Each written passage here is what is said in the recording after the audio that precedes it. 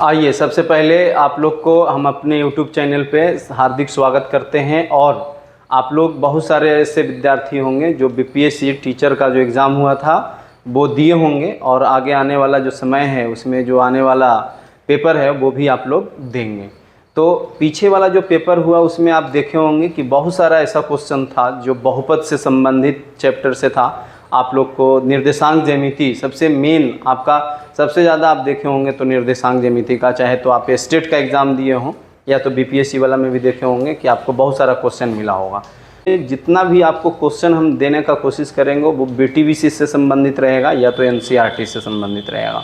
यही क्वेश्चन देखेंगे कि कम समय में ज़्यादा से ज़्यादा आपको बात समझ में आए और क्वेश्चन सोल्यूशन करें। क्योंकि बीपीएससी में जो पूछा गया क्वेश्चन था उसमें से आप एक दो ऐसा क्वेश्चन था कि एक पूरा डेटा मिल रहा था बीटीबीसी से। तो आइए बीटीबीसी हम लोग आगे कंप्लीट करते हैं। और ये वीडियो सबके लिए यूज़फुल है, चाहे वो एसएससी की तैयारी कर रहे हों, चाहे रेलवे का तैयारी कर रहे हों, या तो टीचर का अगर मैथ ग्रुप है आपका तो सबसे बेस्ट होगा आपके लिए। ये हम पहला चैप्टर स्टार्ट करने जा रहे हैं, निर्देशांक ज्यामिति, कोऑर्डिनेट ज्योमेट्री। तो निर्देशांक ज्यामिति हम स्टार्ट करने जा रहे हैं। आप लोग को बता दें, निर्देशांक ज्यामिति, देखिए निर्देशांक ज्यामिति समझना इजी होता है। ग्राफ का पेपर अगर संभव है तो ठीक है, और नहीं तो फिर हम यहाँ पे समझाने का कोशिश कर रहे हैं ग्राफ के ही अनुसार। ग्राफ में दो रेखा होता है, एक स्तंभ होता है और दूसरा को हम लोग बोलते हैं पंक्ति। क्या बोलते हैं? एक स्तंभ बोलते हैं और दूसरा को बोलते हैं हम लोग पंक्ति। लेकिन उसका मैथमेटिकल नेम दे दिया गया है। एक को बोलते हैं हम लोग एक्स अक्ष बोलते हैं और एक को बोलते हैं हम लोग वाई अक्ष बोलते हैं। एक को बोलते हैं एक्स अक्ष और दूसरा को बोलते हैं वाई अक्ष बोलते हैं। लेकिन मैथमेटिकल में सही नेम जो होता है, एक्स अक्ष को भुज के नाम से जाना जाता है। ये भी बहुत इंपॉर्टेंट क्वेश्चन है, क्योंकि डायरेक्ट पूछ देगा कि एक्स अक्ष पे दर्शाने वाली जो नंबर होते हैं उसका बताइए नाम क्या चीज़ है, तो उसको क्या बोलेंगे? भुज बोलेंगे। और वाई अक्ष पे जो दर्शाया जा रहा है उसको हम लोग क्या बोलते हैं? कोटि बोलते हैं। ये बहुत ज़रूरी है, ये क्वेश्चन आपको मिलेगा, ठीक है ना। तो कोटि हो गया आपका वाई अक्ष और ये भुज हो गया आपका एक्स अक्ष। अब ये जो मिल रहा है, जिस बिंदु पे मिल रहा है उसको हम लोग मूल बिंदु बोलते हैं, ऑरिजिन पॉइंट बोलते हैं, मूल बिंदु बोलते हैं। इसीलिए इसको हम लोग ओ से सूचित करेंगे या तो जीरो। यहाँ पे मूल बिंदु जीरो को मान करके यहाँ से दूरी सभी दूरी न पाएंगे। अब मान लीजिए यहाँ से जीरो से अगर हम चलते हैं एक्स अक्ष की ओर तो सभी दूरी पॉजिटिव होता है, पॉजिटिव में होता है, धनात्मक होता है पूरा एकदम। लेकिन मूल बिंदु से अगर एक्स प्राइम, इसका नाम है एक्स प्राइम अक्ष, ये साइड को बोलते हैं एक्स अक्ष और इसको बोलते हैं एक्स प्राइम। तो एक्स प्राइम की ओर जब आएंगे तो सभी दूरी क्या चीज़ हो जाएगा? निगेटिव हो जाएगा। सभी दूरी क्या चीज़ हो जाएगा? निगेटिव हो जाएगा। और मूल बिंदु से, ऑरिजिन पॉइंट से अगर वाई अक्ष की ओर आप जा रहे होंगे तब सभी दूरी धनात्मक होगा, पॉजिटिव होगा। और ये आपका होता है वाई प्राइम, इसको बोल सकते हैं आप। तो मूल बिंदु से अगर वाई प्राइम की ओर जा रहे हैं तो सभी दूरी क्या चीज़ हो जाएगा? निगेटिव में हो जाएगा। तो स्वाभाविक आपको इस बात को भी ध्यान रखना है कि मूल बिंदु से एक्स अक्ष की ओर जा रहे हैं तो पॉजिटिव होगा, मूल बिंदु से एक्स प्राइम की ओर आ रहे हैं तो निगेटिव होगा, मूल बिंदु से वाई अक्ष की ओर जा रहे हैं तो आपका पॉजिटिव होगा, लेकिन मूल बिंदु से वाई प्राइम की ओर आ रहे हैं तो निगेटिव होगा। अब देखिए, इसमें चतुर्थांश चार भाग में ये चीज़ बटा है, ठीक है ना। चार भाग में बटा है, इसको हम लोग बोलते हैं फर्स्ट कोऑर्डिनेट, प्रथम चतुर्थांश बोलते हैं इसको, प्रथम चतुर्थांश बोलते हैं। प्रथम चतुर्थांश ये आपका द्वितीय चतुर्थांश हो गया। अब इसी ढंग से हम काम चला रहे हैं। प्रथम चतुर्थांश, ये द्वितीय चतुर्थांश, और ये आपका तृतीय चतुर्थांश, और ये फोर्थ चतुर्थांश हो गया। अब कोई ऐसा लॉजिक नहीं बनता है कि सर यहाँ से क्यों नहीं इसको प्रथम क्यों नहीं माने, इसको सेकंड क्यों नहीं माने। देखिए, एक बात याद रखना है आपको, कोई भी नियामक अगर पॉजिटिव रहे, ठीक है ना, पॉजिटिव, वो आपका प्रथम चतुर्थांश में हो जाएगा। एक बात और इम्पॉर्टेंट है कि कोई भी नियामक जो होता है, नियामक जितना भी नियामक होगा वो सभी नियामक एक्स वाई के रूप में लिखाएगा। आगे हम लिखेंगे भुज को, उसके बाद कोटि को। प्रश्न ये भी पूछ देता है, ठीक है ना। मान लीजिए आपके सामने दे देगा कि बताइए निर्देशांक 2 और 4 में भुज का मान कितना है, तो आप भुज का मान देंगे 2। ये एकदम थ्योरम है कि कोई भी नियामक लिखाएगा तो एक्स और वाई से लिखाएगा। इसमें आज ज़्यादा कुछ लॉजिक नहीं लगाना है, एक्स है ये और वाई है। एक सच को भुज कहते हैं, ये आपका भुज हो जाएगा। भुज का अगर नाम पूछेगा तो भुज हो जाएगा। अगर कोटि के बारे में पूछेगा तो कोटि का आंसर 4 हो जाएगा। तो भुज और कोटि ध्यान रखना है। से पूछ दे क्वेश्चन, प्रश्न ऐसा मिलेगा कि बताइए 2 और 3 किस चतुर्थांश का नियामक है। तो किस चतुर्थांश का नियामक हो जाएगा बुआ, ये प्रथम चतुर्थांश का हो जाएगा, क्योंकि दोनों नंबर जो है उसके पहले पॉजिटिव हैं। तो दोनों पॉजिटिव, प्रथम चतुर्थांश। अब दूसरा चतुर्थांश में आप देखिए कोई भी नियामक एक्स वाई से लिखाएगा, एक्स और वाई। बताइए इसमें एक्स जो है वो निगेटिव है आपका और वाई जो है वो क्या चीज़ है, पॉजिटिव है। तो निगेटिव पॉजिटिव अगर नजर आ रहा है आपको तो समझ जाना है कि दूसरा चतुर्थांश का होगा। प्रश्न उसी ढंग से पूछ सकता है, आपको कोई नियामक दे देगा, कहेगा बताइए -5 और 3 ये किस चतुर्थांश का नियामक है। तो आप बोलेंगे किस चतुर्थांश का है, द्वितीय चतुर्थांश का है। उसके बाद अगर थर्ड चतुर्थांश का बात करें कि थर्ड चतुर्थांश का जो लिखाएगा नियामक वो कैसे लिखाएगा, तो आप देखिए एक्स अच क्या चीज़ में है, निगेटिव में है, और वाई अच क्या चीज़ में है, निगेटिव में है। तो निगेटिव निगेटिव किस चतुर्थांश में हो जाएगा, चतुर्थ चतुर्थांश में। क्वेश्चन कैसे रहेगा, तो -2 और -7 किस चतुर्थांश का नियामक है। तो देखिए दोनों में माइनस लगा हुआ है, इसीलिए ये कौन सा चतुर्थांश का हो जाएगा, थर्ड चतुर्थांश का हो जाएगा। उसके बाद फोर्थ चतुर्थांश में अगर आते हैं, चतुर्थ चतुर्थांश में आते हैं, तो देखिए एक सच क्या चीज़ में है बुआ, पॉजिटिव है आपका, और बाई एच क्या चीज़ है, निगेटिव है आपका। तो एक बात ध्यान रख सकते हैं कि पॉजिटिव और निगेटिव, जैसे आपका प्रश्न रहेगा 5 और -3, बताइए किस चतुर्थांश का नियामक है। तो देखिए 5 के पहले पॉजिटिव है, 3 के पहले निगेटिव है, तो पॉजिटिव और निगेटिव चतुर्थ चतुर्थांश में होगा। यहाँ से एक क्वेश्चन जरूर बनेगा, ध्यान रखना है कि पॉजिटिव पॉजिटिव फर्स्ट चतुर्थांश में, माइनस प्लस कौन सा चतुर्थांश में, द्वितीय चतुर्थांश में, माइनस माइनस तृतीय चतुर्थांश में, प्लस माइनस किस में हो जाएगा, चतुर्थ चतुर्थांश में। तो नॉर्मली इतना सारा इसमें से क्वेश्चन फिर से हम बोल रहे हैं, राइज कर रहे हैं। कोई भी नियामक एक्स वाई से लिखाता है, ये एक अक्ष है जो पंक्ति जिसको बोलते हैं, और ये बाई अक्ष जो है वो आपका स्तंभ है। बाई अक्ष का नाम है कोटि और एक्स अक्ष का नाम है भुज, ठीक है ना। भुज और कोटि से कोई नियामक लिखाता है, पहले जो है आपका भुज है, पहले बाद में जो है वो कोटि है आपका। पहला चतुर्थांश में हो जाएगा पॉजिटिव पॉजिटिव, दूसरा चतुर्थांश में निगेटिव पॉजिटिव, और निगेटिव निगेटिव थर्ड चतुर्थांश में हो जाएगा, और चतुर्थ चतुर्थांश में हो जाएगा पॉजिटिव और निगेटिव हो जाएगा। तो आपको नॉर्मली आपको इतना ग्राफ का ये रूप आपको ही ध्यान रखना है। दो नियामक आपके पास है, दो बिंदु का नियामक है, मान लिया जाए इसका x1 है, ये y1 है, ये आपका x2 है और y2 है। इसके बीच का दूरी हमको ज्ञात करना है कि इस दो बिंदु है a और b, जिसका नियामक a का नियामक है x1 और y1 और b का नियामक है x2 और y2। इसका अगर दूरी अगर निकालना हो तो इसी को दूरी सूत्र आपको ध्यान रखना पड़ेगा। दूरी सूत्र जो होता है वो आप ध्यान रखिए कि under root x2 minus x1 का होल स्क्वायर हो जाएगा प्लस y2 माइनस y1 का होल स्क्वायर हो जाएगा। अब देखिए आप सोच रहे होंगे कि ये फार्मूला आया कहाँ से। अगर ग्राफ आप बढ़िया ढंग से, अगर आपके पास ग्राफ पेपर है तो ग्राफ पेपर पे ये नियामक और इस नियामक को आप लिखेंगे ना तो पता चल जाएगा कि कैसे कैसे दूरी निकल रहा है। तो नॉर्मली आप ध्यान रखिए कि दूरी सूत्र जो होगा आपका under root x2 minus x1 का होल स्क्वायर अब प्लस y2 माइनस y1 का होल स्क्वायर होगा। लेकिन सबसे बड़ा चीज़ है कि आपको ये बात समझ में आना चाहिए कि ये इसका आपको क्वेश्चन दे देगा कि दो नियामक है, दो बिंदु है, उसका नियामक दिया हुआ है, उसका बीच की दूरी बताइए, तो ठीक है आपका ये इस पे चलेगा। लेकिन सबसे ज़रूरी है कि आपको कह देगा कि बताइए ये जो नियामक दिया गया है वो त्रिभुज का है कि चतुर्भुज का है, उसमें भी कौन सा चतुर्भुज का है, आयत का है कि वर्ग का है कि समानांतर चतुर्भुज का है कि सम चतुर्भुज का है। देखिए एक बार हम पूरा बढ़िया से लिखते हैं। हम सबसे पहला आकृति लिख रहे हैं हम त्रिभुज, उसके बाद लिख रहे हैं हम चतुर्भुज, चतुर्भुज में लिख रहे हैं हम आयत आपका हो गया, वर्ग हो गया, समानांतर चतुर्भुज हो गया, फिर हो गया सम चतुर्भुज, आपका सम चतुर्भुज, सम चतुर्भुज हो गया।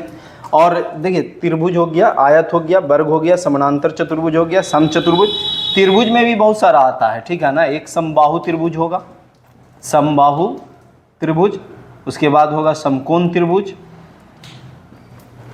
समकोण त्रिभुज, फिर होता है समद्विबाहु त्रिभुज, समद्विबाहु त्रिभुज। उसके बाद होगा आपका विषम बाहु त्रिभुज, विषम बाहु त्रिभुज। देखिए ये सब का प्रॉपर्टी आपको पता होना चाहिए।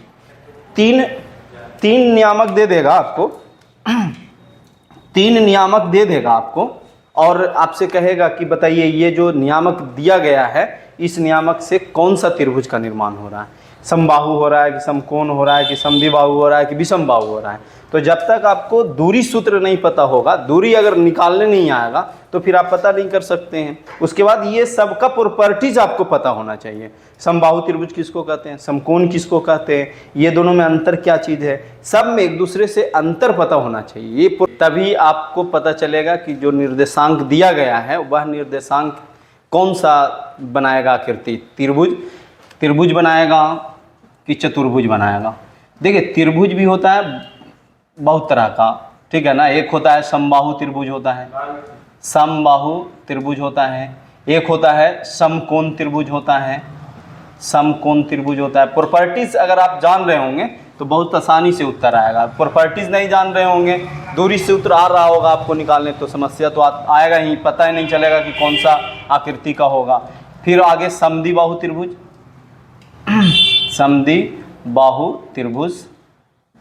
उसके बाद होगा विषम बाहु त्रिभुज, विषम बाहु त्रिभुज। आइए देखिए त्रिभुज आगे किसको बोल रहे हैं। त्रिभुज में होगा कि आप निकालेंगे जब भी, मान लीजिए तीन नियामक आपका दिया हुआ है, तीन नियामक दिया हुआ है, यहाँ पे कुछ नियामक दिया हुआ है, मान लेते हैं x1 y1 दिया हुआ है, यहाँ पे x2 by2 दिया हुआ है, यहाँ पे x3 by3 दिया हुआ है, ठीक है ना। ये नियामक हम अपने मन से मान रहे हैं कि तीन बिंदु का नियामक है और इसको हमको चेक करना है कि ये त्रिभुज है कि नहीं है। तो सबसे पहले त्रिभुज के बारे में आपको याद रखना है कि त्रिभुज में किसी भी दो भुजा का योग तीसरे भुजा से ज़्यादा होगा। पहला क्या बोल रहे हैं हम, त्रिभुज का प्रॉपर्टीज क्या बोल रहे हैं हम, त्रिभुज के कोई भी दो भुजा का योग तीसरे भुजा से क्या होगा, बड़ा होगा, ये त्रिभुज है। अब आइए समबाहु त्रिभुज के बारे में बोल रहे हैं हम कि समबाहु त्रिभुज वैसा त्रिभुज जिसका सभी भुजा आपस में बराबर हो। जब आप डिस्टेंस निकालेंगे, ये डिस्टेंस निकालिएगा, ये डिस्टेंस निकालिएगा और ये डिस्टेंस निकालिएगा, तो वो कौन सा त्रिभुज होगा, समबाहु त्रिभुज। देखिए त्रिभुज का प्रॉपर्टी ये सब में काम करेगा। त्रिभुज का प्रॉपर्टी जो बोले हम, दो भुजा का योग तीसरी भुजा से बड़ा होना चाहिए। कोई भी दो भुजा का योग तीसरी भुजा से क्या होना चाहिए, बड़ा होना चाहिए। उसके बाद समबाहु त्रिभुज में क्यों, वैसा त्रिभुज जो सब भुजा आपस में बराबर हो, जिसका सभी भुजा आपस में बराबर होगा, समबाहु त्रिभुज करेंगे। डिस्टेंस निकालेंगे, डिस्टेंस फार्मूला आपको बता दिया गया है कि अंडर रूट क्या होता है, x2 माइनस x1 का whole square plus y2 minus y1 का होल स्क्वायर। आप दूरी सूत्र जैसे ही निकालेंगे पता चल जाएगा कि यहाँ से यहाँ तक की दूरी, इसका दूरी कितना क्या क्या है, सब बराबर समबाहु। समकोण त्रिभुज में यहाँ पे पाइथागोरस प्रमेय लगेगा। अगर पाइथागोरस प्रमेय लगा, कर्ण स्क्वायर बराबर लंब स्क्वायर जोड़ा धार स्क्वायर, तब वह त्रिभुज कौन सा होगा, समकोण त्रिभुज होगा। फिर से बोल रहे हैं, कर्ण स्क्वायर बराबर लंब स्क्वायर जोड़ा धार स्क्वायर अगर लगेगा तो वो कौन सा त्रिभुज हो जाएगा, समकोण त्रिभुज हो जाएगा। मतलब आपको एक बात ध्यान रखना है कि दो भुजा के वर्गों का योग तीसरे भुजा के वर्ग के बराबर आ जाए तो वो कौन सा त्रिभुज हो जाएगा, समकोण त्रिभुज हो जाएगा। समद्विबाहु त्रिभुज वैसा त्रिभुज जिसका दो भुजा आपस में बराबर होगा, वो समद्विबाहु त्रिभुज कहलाएगा। अब विषम बाहु त्रिभुज जो जिसका कोई भुजा आपस में बराबर ना हो, तीनों भुजा अलग अलग हो, वो आपका विषम बाहु त्रिभुज होगा। तो ये आपका त्रिभुज का प्रॉपर्टीज था। अगर त्रिभुज का प्रॉपर्टीज जान रहे हैं आप तो दूरी सूत्र के प्रयोग करके आप पता कर लीजिएगा कि कौन सा त्रिभुज होगा। फिर से बोल रहे हैं, त्रिभुज का प्रॉपर्टीज बताएं हम, कोई भी दो भुजा का योग तीसरे भुजा से ज़्यादा होना चाहिए। कोई भी, या मान लीजिए ये दोनों का भुजा का योग कर रहे हैं हम तो इससे ज़्यादा होना चाहिए तो त्रिभुज कहलाएगा। उसमें भी अगर तीनों भुजा अगर बराबर हो गया तो समबाहु त्रिभुज। समकोण त्रिभुज जो पाइथागोरस प्रमेय को अप्लाई करे वो समकोण त्रिभुज। जिसका दो भुजा बराबर हो, समद्विबाहु त्रिभुज।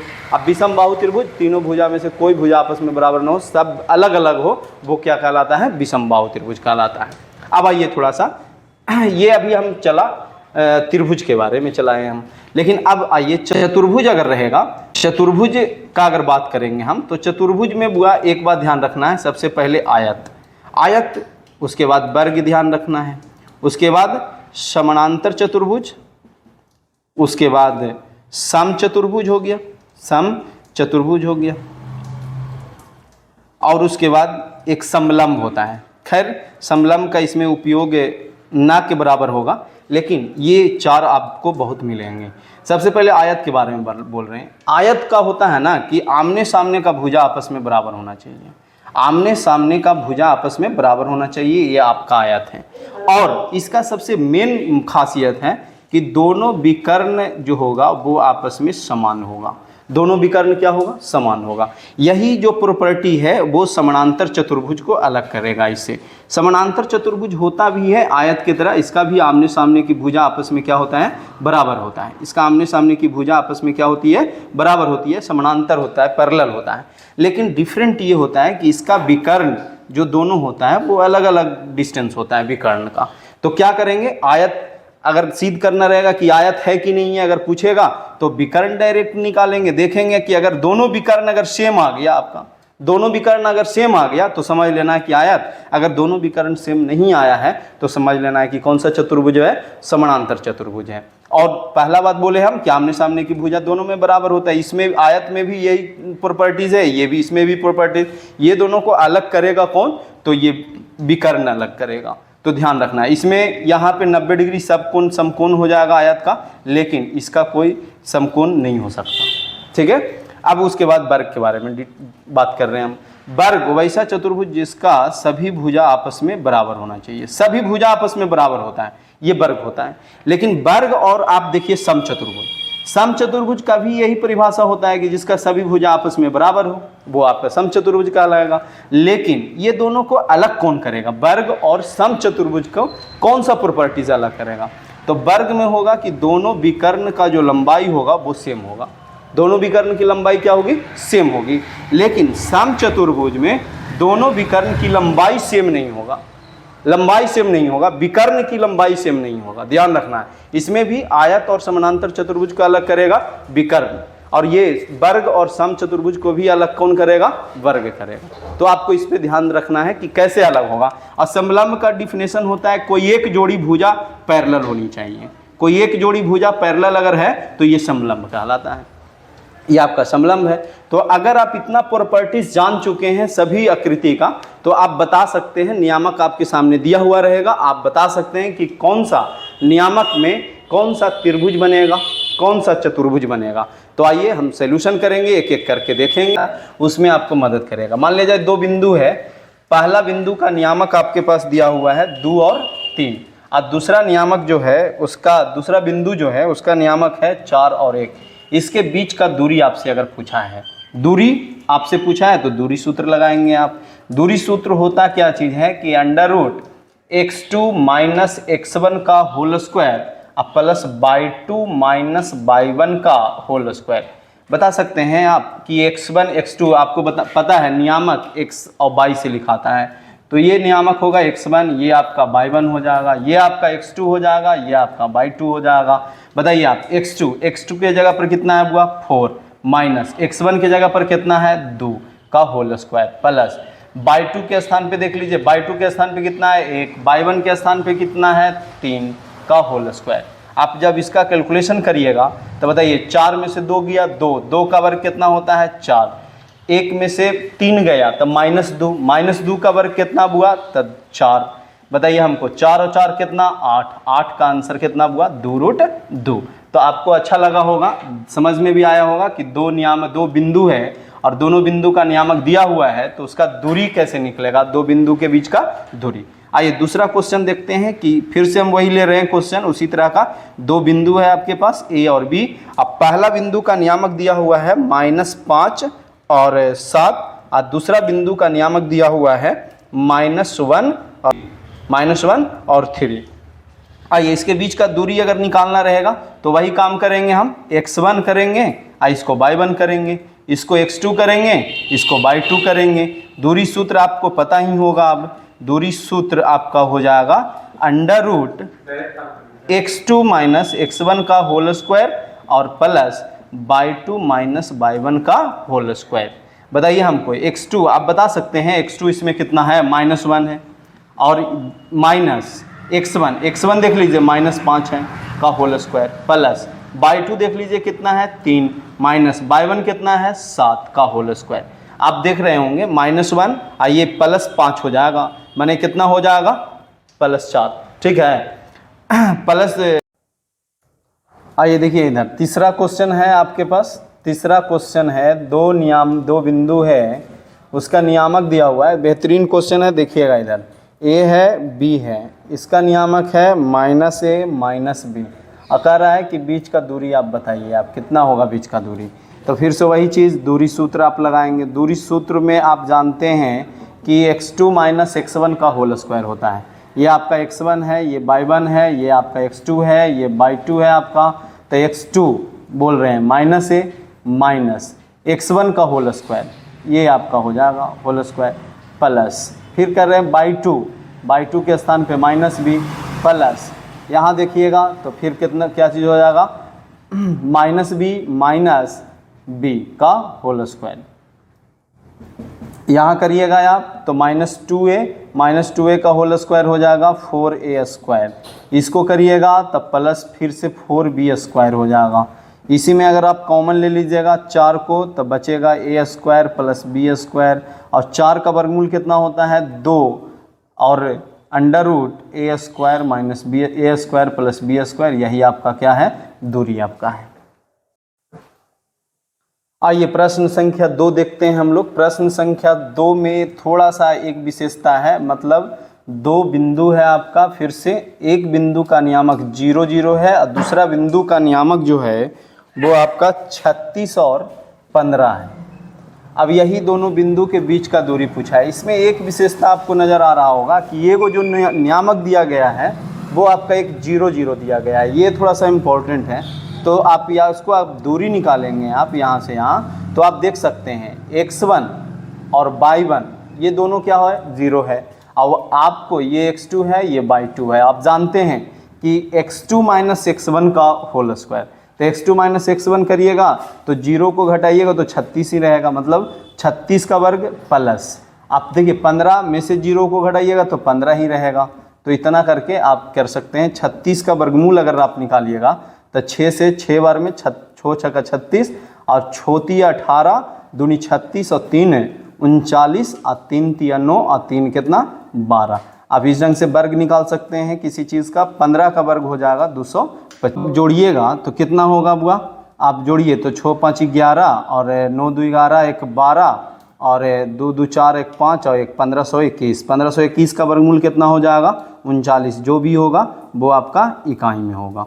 अब आइए तीसरा क्वेश्चन जो है बेहतरीन क्वेश्चन है, संरेख का वाला प्रश्न है। कब बिंदु संरेख होगा, ठीक है ना। तो संरेख का मतलब होता है एक सीधा रेखा में, कॉलिनियर पॉइंट। कॉलिनियर पॉइंट का मतलब कि 2 या 2 से अधिक बिंदु जब एक सीधा रेखा में होता है उसको हम लोग कॉलिनियर पॉइंट बोलते हैं। जैसे मान लीजिए 3 बिंदु है आपके पास, A है, B है, C है। ये तीनों बिंदु कब एक दूसरे के संरेख होगा, तो कब एक दूसरे के संरेख होगा इसका मतलब है कि सीधा रेखा में होगा। तो इसका कंडीशन आप याद रखिएगा कि जब AB + BC बराबर अगर AC आ जाए, मतलब ये खंड और इस खंड का योग अगर पूरा के बराबर आ जाए तो समझ जाना है कि तीनों बिंदु जो है एक दूसरे के समरेख बिंदु है। जैसे हम 3 बिंदु ले रहे हैं आपके सामने, 3 बिंदु ले रहे हैं जिसमें से पहला बिंदु का नियामक है 3 और 1, दूसरा बिंदु है जिसका नियामक है 6 और 4, तीसरा बिंदु है जिसका नियामक है 8 और 6। हम देख रहे हैं कि ये तीनों बिंदु संरेख है कि नहीं है, ठीक है। तो तीनों बिंदु संरेख होने के लिए जानते हैं AB निकालना पड़ेगा, BC निकालना पड़ेगा और AC निकालना पड़ेगा। तो हम AB निकाल रहे हैं। तो AB निकालने के लिए हम लोग जानते हैं दूरी सूत्र लगाएंगे आप कि x2 - x1 करेंगे। 6 में से 3 जाएगा तो कितना बचेगा 3, 3 का वर्ग कितना हो जाएगा 9, प्लस 4 में से आप 1 को घटाएंगे तो कितना होगा 3, 3 का वर्ग कितना हो जाएगा 9, 9 कितना हो जाएगा 18, 18 का वर्गमूल आप जब निकालेंगे आप तो कितना हो जाएगा 3√2 आपका हो जाएगा। उसी ढंग से आप BC निकालिए, आप BC निकालेंगे इसी ढंग से। तो BC निकालेंगे, 8 में से 6 जाएगा तो कितना बचेगा 2, 2 का वर्ग कितना हो जाएगा 4, डायरेक्ट यहाँ पे लिख देते हैं हम। उसके बाद 6 में से 4 जाएगा तो 2, 2 का वर्ग कितना हो जाएगा 4, 4 4 कितना हो गया 8, 8 के वर्गमूल कितना होता है 2√2 आ गया। ए बी आ गया, बी सी आ गया। अब ए सी निकाल के देखेंगे, अगर ये दोनों के योग के बराबर ए सी आ जाएगा तो समझ जाना है कि तीनों पॉइंट जो होगा वो कोलिनियर पॉइंट होगा, समरेख बिंदु होगा। तो आइए ए सी निकालते हैं। अब ए सी निकालेंगे आप तो देखिए आप ए सी निकालेंगे, 8 में से 3 जाएगा, कितना बचेगा 5, 5 का वर्ग कितना हो जाएगा 25, प्लस 6 में से 1 जाएगा 5, 5 का वर्ग कितना होता है 25, 25 25 कितना हो गया 50, 50 का वर्गमूल कितना होगा 5√2। आप देख सकते हैं गौर से कि ये दोनों को जोड़ेंगे तो भी 5√2 आएगा और ये 5√2। तो देखिए ये इस कंडीशन को फॉलो कर रहा है, A B plus B C बराबर ए सी को फॉलो कर रहा है, इसीलिए यह बिंदु जो होगा वो संरेख होगा। एक और एग्जाम्पल दे रहे हैं हम आपको और देखेंगे कि आइए अब थोड़ा सा एक और देख लेते हैं। 3 बिंदु आपके सामने ले रहे हैं हम, 3 बिंदु मान लेते हैं, एक ए है, दूसरा बी है, तीसरा सी है। बिंदु ए का नियामक है 1 5, अब बिंदु बी का जो नियामक है वो आपका 2 3 और बिंदु सी का जो नियामक है वो -2 और -11 है। हम चेक कर रहे हैं कि ये तीनों बिंदु कोलिनियर पॉइंट है कि नहीं है, समरेख है कि नहीं है। तो वही करेंगे हम, आगे ए बी निकालेंगे हम। आगे समरेख के लिए हम आपको बता दिए हैं सबसे पहले ए बी जोड़ बी सी बराबर क्या चीज़ हो जाएगा ए सी हो जाएगा। ये दोनों का दूरी का योग ए सी के बराबर होना चाहिए, तब जाके समरेख होगा, अदरवाइज समरेख नहीं होगा। ए बी निकालिएगा तो √(x2 - x1), तो 2 में से 1 जाएगा तो 1 बचेगा, 1 के वर्ग हो गया 1, प्लस 3 में से 5 जाएगा तो -2 का वर्ग करिएगा तो 4, माने अंडर रूट कितना आया हुआ 5। उसी ढंग से आप बी सी निकाल रहे होंगे, तो बी सी निकाल रहे होंगे, -2 में से 2 को घटाना है तो 4 होगा, -4 होगा, -4 का वर्ग 16 हो जाएगा, प्लस -11 और -3 अगर करेंगे आप तो माइनस कितना हो जाएगा 14, 14 का वर्ग कितना होता है 196। अब इसी को आप जोड़ेंगे आप तो कितना हो जाएगा, अगर आप इसको जोड़ रहे होंगे 6 6 12 और 9 3 6 12 हो गया, 9 1 10 और 1 11 हो गया और 1 1 2, मैंने कितना हो गया 212 हो गया। उसके बाद आप देखिए अब ये इसका आप अगर ये निकालिएगा, वर्गमूल निकालेंगे 212 का, देखिए निकाल करके 2 से एक बार में 2 6 का 12, फिर 2 से आप निकाल रहे होंगे तो 2 इतना बार में, अब ये ऐसे रहेगा, मतलब 2 रूट कितना हो जाएगा 53, यहाँ √5 आया, यहाँ 2 √53 आया। ये दोनों ऐसे ही लग रहे हैं कि ये दोनों नहीं जुटने वाले। ए सी अब निकालते हैं, देखिए ए सी निकाल करके, ठीक है ना, बताइए ए सी अगर निकालेंगे तो -2 आयुबन है तो -2 में से 1 को घटाइएगा तो -3 का वर्ग कितना होता है 9, प्लस या आप -11 देख रहे हैं, -5 हो जाएगा तो मैंने -16 हो जाएगा, मैंने 16 का वर्ग कितना हो जाएगा 256। आप देख सकते हैं इसको अब जब निकालेंगे 9 6 15 और 6 और 2 मैंने 265 का वर्गमूल आप निकालेंगे तो होगा नहीं, इसीलिए हम कह सकते हैं कि ये तीनों बिंदु जो है एक दूसरे के समरेख नहीं है। क्या बोलेंगे, एक दूसरे के समरेख नहीं है। तो इसके पहले वाला वीडियो में इसके पहले वाला में देखे आप कि बिंदु समरेख था, इसमें आप देखें कि बिंदु समरेख नहीं है। बिंदु समरेख कब होगा इस बात को ध्यान रखिएगा, जब A B plus B C बराबर ए सी अगर आ जाएगा तो बिंदु समरेख होगा। अब इसके बाद आएगा कि कौन सा त्रिभुज होगा, कौन चतुर्भुज होगा, वो सब पढ़ेंगे। इसमें 2 चीज़ हम लोग बढ़िया से देख लिए कि कब दूरी कैसे निकल रहा है और कब 2 या 2 से अधिक बिंदु समरेख होगा। तो दोनों चीज़ को आप ध्यान रखिएगा। अगला वीडियो में मिलेंगे, उसमें हम बताएंगे कि कौन सा आकृति का बन रहा है, ये नियामक जो दिया गया वो कौन सा आकृति का है, चतुर्भुज में कौन सा चतुर्भुज का है, त्रिभुज में कौन सा त्रिभुज का है। तो वीडियो को ज़रूर लाइक करिए और शेयर करिए ताकि पूरा सारे लोग देख सकें। जय हिंद।